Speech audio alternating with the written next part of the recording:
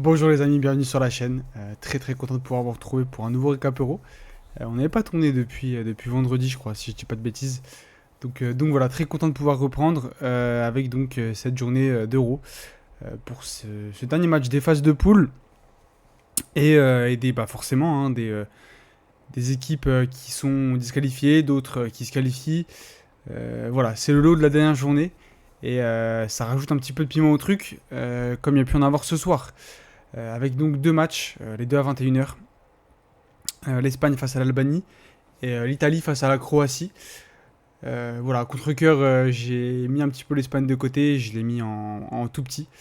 J'ai regardé en grand le Croatie-Italie qui était forcément le plus important puisque l'équipe qui gagnait se qualifiait. Au contraire, l'équipe qui perdait devait espérer une troisième place, une place de meilleur troisième. Et dans le cas de la Croatie, c'est même quasiment mort. Donc voilà, on va parler de ces deux matchs, en commençant déjà par le match le moins important, on va dire, le match de l'Espagne. Donc comme je vous ai dit, j'étais pas focus à 100%, donc je vais pas en faire un quart d'heure de pure analyse tactique. Ce que j'ai cru voir, c'est que l'Espagne était, même avec l'équipe B, enfin l'équipe B, en ayant fait beaucoup tourner, on va dire, parce que l'équipe B, quand tu vois les noms, bon, est-ce que c'est vraiment une équipe B? Je suis pas sûr. Mais ouais, mais on a beaucoup tourné, t'es quand même assez dominant. Tu te fais peur une ou deux fois. Il y a des beaux arrêts de David Raya. Et ouais, des Albanais qui ont été dangereux une, deux, sur ouais, les deux, trois situations, quoi. Mais de manière générale, l'Espagne a été meilleure et dominatrice. Sans pouvoir mettre vraiment beaucoup d'occasions au fond non plus. Il y a pas mal de mauvais choix. Voilà, là où les moments où je tourne à la tête, j'ai vu par exemple Yamal faire une passe décalée alors qu'il a la langue grande ouverte. Donc j'ai pas trop compris, mais bon. Voilà, c'est le dernier match, il joue un petit peu en claquette aussi. Donc les remplaçants ont essayé d'en profiter pour marquer des points. Je pense qu'il y en a qui ont marqué des points. Ferran Torres qui marque, voilà. Olmo aussi qui a fait un match sympa avec une petite passe décisive à la clé. D'ailleurs, l'action avec la passe qui casse trois lignes de la porte, la passe derrière d'Olmo dans le dos pour le but de Ferran, techniquement, c'est le très haut niveau. Donc ouais, voilà, donc l'Espagne qui finit avec 9 points sur 9 possibles, il n'y a pas grand chose à dire de plus. Hein. Tu bats la Croatie assez largement, tu bats l'Italie largement au niveau score, mais enfin pas largement au niveau score, mais largement au niveau adversité, niveau match-up, quoi. Donc voilà. Et tu ne bats pas l'Albanie non plus largement au niveau score, mais au niveau match-up, c'est pareil, c'était assez flagrant. Donc voilà, une phase de poule un peu quasi parfaite pour l'Espagne. Et au contraire pour l'Albanie, qui de toute façon était dans un groupe compliqué, mais qui finit bon dernier de cette poule. Voilà, sur le match, je vais pas aller beaucoup plus loin, étant donné, comme je l'ai dit, que j'étais pas à 100% dessus. Et on reparlera du classement après. Le deuxième match, et là pour le coup, on était à 100% dessus. Ce passionnant Croatie-Italie, passionnant, j'abuse un peu quand même sur les mots, mais parce que on a une première mi-temps qui est assez fermée, où tu sens qu'en fait les deux équipes ont un petit peu le truc de l'enjeu, quoi. Tu sens que elles veulent pas se livrer et être sûr d'être disqualifiées, quoi. Donc tu sens, malgré ça, tu as des Italiens qui sont un petit peu au-dessus. En fait, c'est une première mi-temps contrastée un petit peu. J'étais sur TF1 et c'est vrai que les commentateurs disaient que euh, la première partie de la première mi-temps était plutôt croate. Bon, ils ont eu une grosse situation, mais après, la frappe de Lukic, je crois, si je dis pas de bêtises. Mais hormis ça, c'est vrai que l'Italie, voilà, je trouve, est un petit peu meilleure dans ce qui est agressivité et dans occasion, dans situation, dans dangerosité. Hein. Et à la mi-temps, je sais pas pourquoi, je sais pas qu'ont mangé les Italiens à la mi-temps, même si la première mi-temps n'était pas parfaite, il y a quand même des choses intéressantes. Et en fait, quand tu es revenu en deuxième, c'est vraiment retombé. Et les Croates en ont profité, ils ont repris du poil de la bête et ont commencé à gagner plus de duels et plus haut. Et voilà, il y a eu beaucoup plus d'espace. Et derrière, tu ouvres le score. Bon, il y a le penalty. Le penalty est dur, mais je comprends qu'il soit sifflé quand même, étant donné la position de la main de Fratesi. Le pauvre, il venait de rentrer en jeu en plus. Mais voilà, il a arrêté. Au passage, Donnarumma, le match qu'il fait, c'est lunaire, les gars.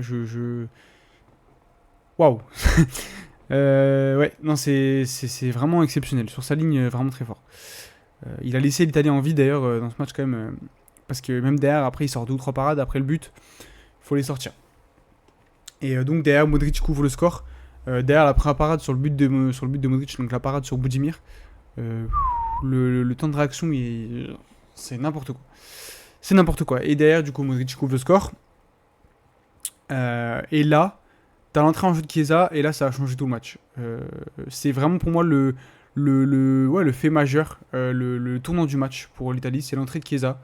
Parce que derrière, il a dynamisé absolument tout le secteur offensif italien. Il y a eu beaucoup plus de situations créées. Vraiment, c'est flagrant le avant l'entrée de Chiesa, après l'entrée de Chiesa. Je pense qu'on sera tous d'accord là-dessus. Et voilà, après, tu crées tu crées beaucoup plus d'occasions. La Croatie souffre. Ils ont aussi une ou deux situations en contre et ils marquent pas. Alors que si franchement, tu marques, tu tues le match, hein, clairement. Hein.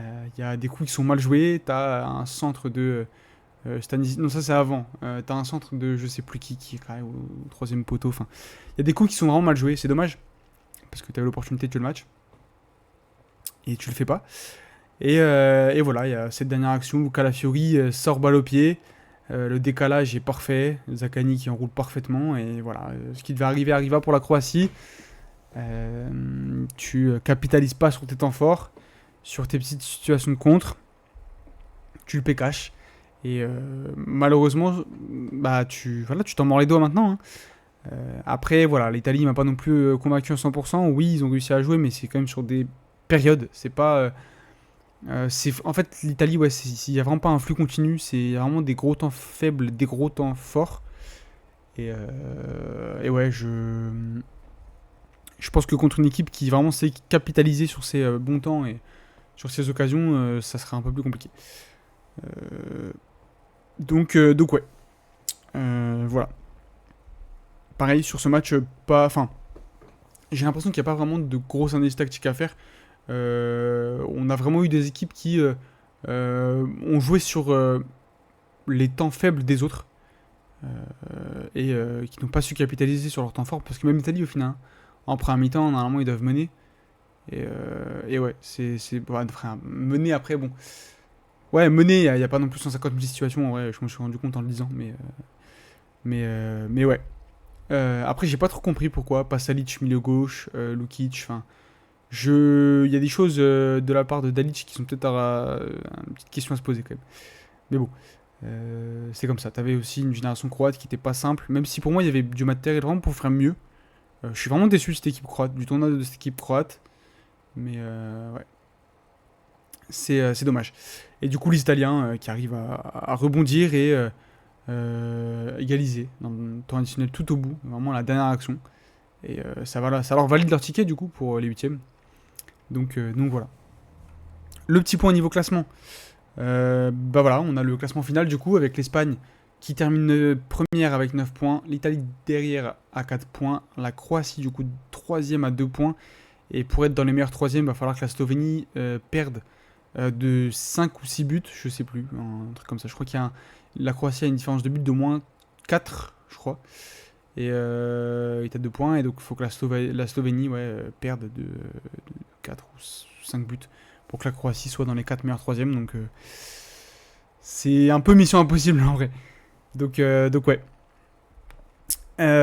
Donc la Croatie, on en reparlera parce qu'on fera des petits bilans des phases de poule de l'Euro, vous vous en doutez. Hein.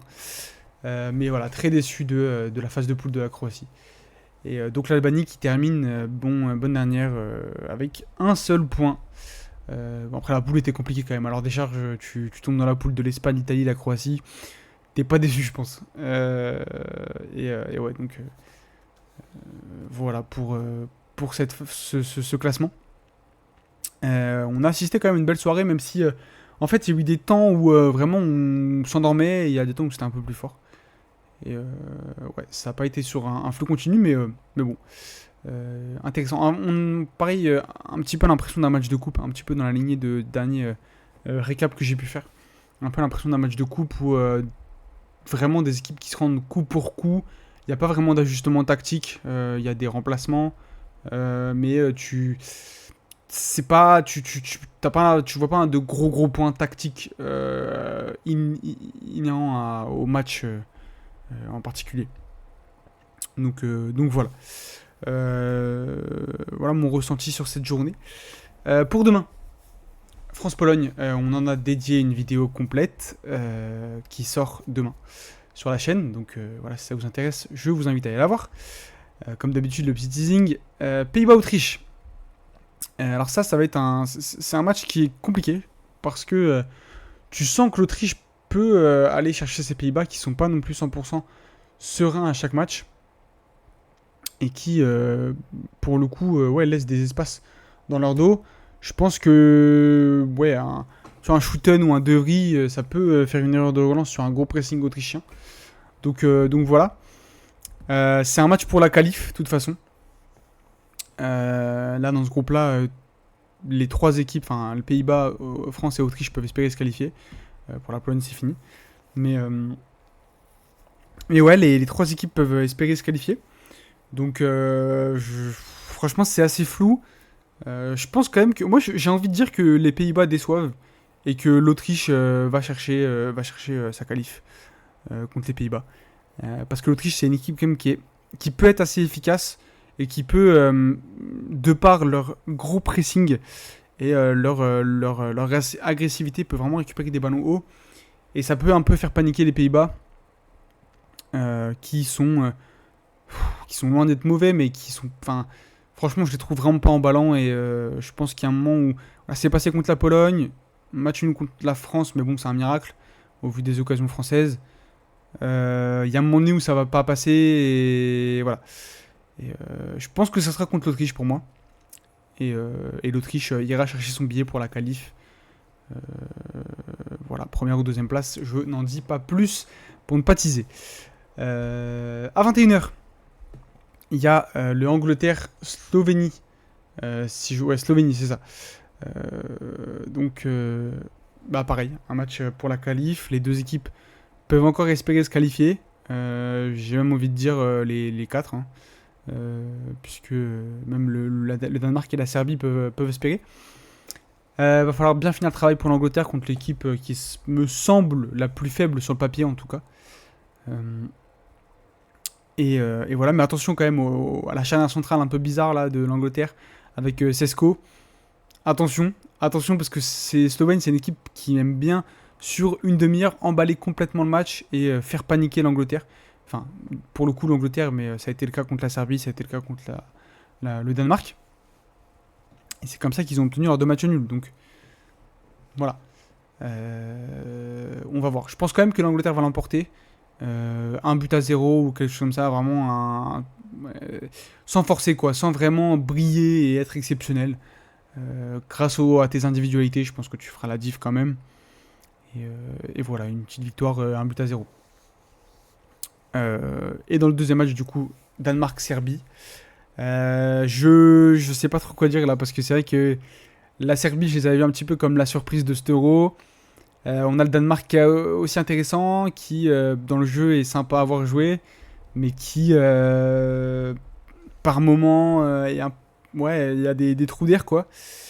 Et il y a une charnière centrale qui me fait vraiment peur.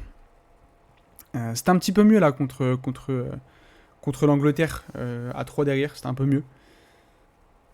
Maintenant bon, c'est pas l'assurance tout risque et peut-être aussi que le sélectionneur a mis les 3 derrière parce que c'était l'Angleterre. Et là, reconduira une charnière à 2. Et là, dans ce cas-là, j'ai peur. J'ai peur. Donc ouais. Moi, je vois bien la Serbie aller la chercher. Je sais pas pourquoi, je le sens.